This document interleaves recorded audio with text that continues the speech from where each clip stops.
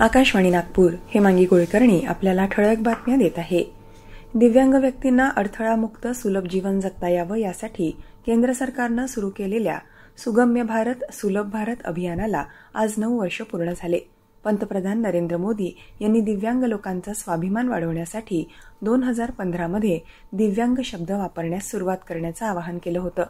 सुगम्य भारत अभियान आणि एक देश एक सांकेतिक भाषा यासारख्या पावलांमुळे दिव्यांगांच्या जीवनात बदल घडून आला आहे।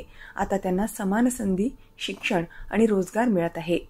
देशाचे पहिले राष्ट्रपती डॉक्टर राजेंद्र प्रसाद यांची आज जयंती। पंतप्रधान नरेंद्र मोदी यांनी राजेंद्र प्रसाद यांना अभिवादन केलंय। संविधान सभेचे अध्यक्ष म्हणून राजेंद्र प्रसाद यांनी भारतीय लोकशाहीचा मजबूत पाया रचण्यात अमूल्य योगदान दिलं, असं पंतप्रधानांनी समाज माध्यमावरच्या संदेशात म्हटलं आहे।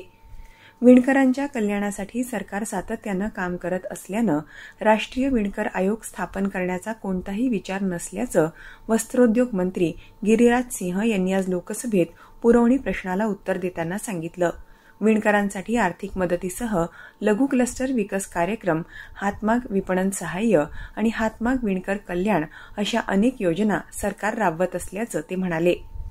नागपूरच्या सेवा सदन शिक्षण संस्थेद्वारे सीताबर्डी इथं आयोजित डॉक्टर वसंतराव वांकर आणि डॉक्टर कुसुमताई वांकर पुरस्कृत रमाबाई रानडे स्मृती 39वी व्याख्यानमाला उद्या आणि परवा आयोजित करण्यात आली आहे।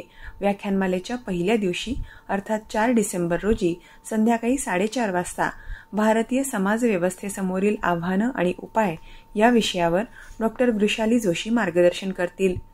नवीन राष्ट्रीय शैक्षणिक धोरणामुळे शिक्षण अधिक संवादात्मक आणि उपयुक्त होईल, असं प्रतिपादन छत्रपती संभाजीनगर इथल्या डॉक्टर बाबासाहेब आंबेडकर मराठवाडा विद्यापीठाचे कुलसचिव डॉक्टर प्रशांत अमृतकर यांनी केलं।